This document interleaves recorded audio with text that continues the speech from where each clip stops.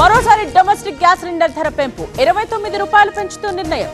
ఇవాల్టి నుండి అమల్లోకి వచ్చిన కొత్త రేట్. రష్యాలో లోకేష్ పర్యటన కొనసాగుతోంది. అంతర్జాతీయ వేదికపై దేశ ప్రతిష్టను ప్రధాని పెంచారు. భారత్ రష్యా బంధం విడదీయలేనిదన్న మంత్రి. ఈ నెల 15 తర్వాత వడ్లు కొనకపోతే తేల్చుకుంటాం. కిషన్ రెడ్డి, బండి సంజయ్ సంగతి చెప్తాం. పొలిమేరలు కూడా దాటనివ్వమన్న రేవంత్.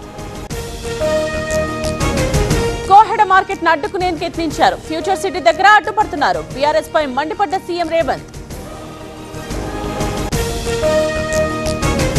రిజిస్ట్రేషన్ ఛార్జీలు పెంచలేదు. స్టాంప్ డ్యూటీ కూడా ప్రభుత్వం పెంచలేదు. బీఆర్ఎస్ అసత్యాలు ప్రచారం చేస్తోందన్న పొంగులేటి. యాదగిరిగుట్టలో కిషన్ రెడ్డి పర్యటన. లక్ష్మీ నరసింహస్వామిని దర్శించుకున్న కేంద్ర మంత్రి. ఆలయంలో అభిషేక పూజల నిర్వహణ. అభివృద్ధిపై 4 ఫీట్ల నాయకులు విషం చిమ్ముతున్నారు. వానపాములు నాగుపాముల బుసలు కొడుతున్నాయి.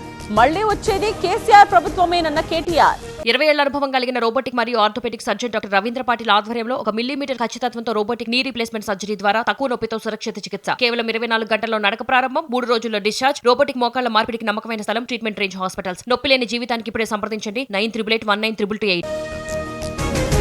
అభివృద్ధిపై సీఎంతో చర్చకు సిద్ధం. రేవంత్ ఒక్కో సభకు 15 కోట్లు ఖర్చు చేస్తున్నారు. కమిషన్లు తీసుకుంటున్నారన్న ఆర్ఎస్ ప్రవీణ్.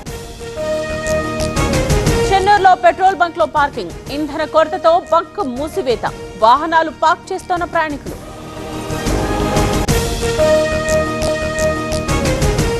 ముచ్చింతల్లో శ్రీ సుదర్శన మహామంత్ర హోమం. సమతామూర్తి కేంద్రంలో 9వ రోజు కార్యక్రమాలు. చినజీయ స్వామివారి పర్యవేక్షణలో నిర్వహణ. జూరాల ప్రాజెక్టుకు స్వల్ప వరద. నెట్టెంపాడు లిఫ్ట్ కు 1422 క్యూసెక్లు విడుదల. ప్రస్తుత నీటి మట్టం 317 మీటర్స్. పండు మాస్టర్ కు పల్లా శ్రీనివాసరావు పరామర్శ. ఆరోగ్య పరిస్థితిపై ఆరా. ఆదుకుంటామని ఎమ్మెల్యే భరోసా.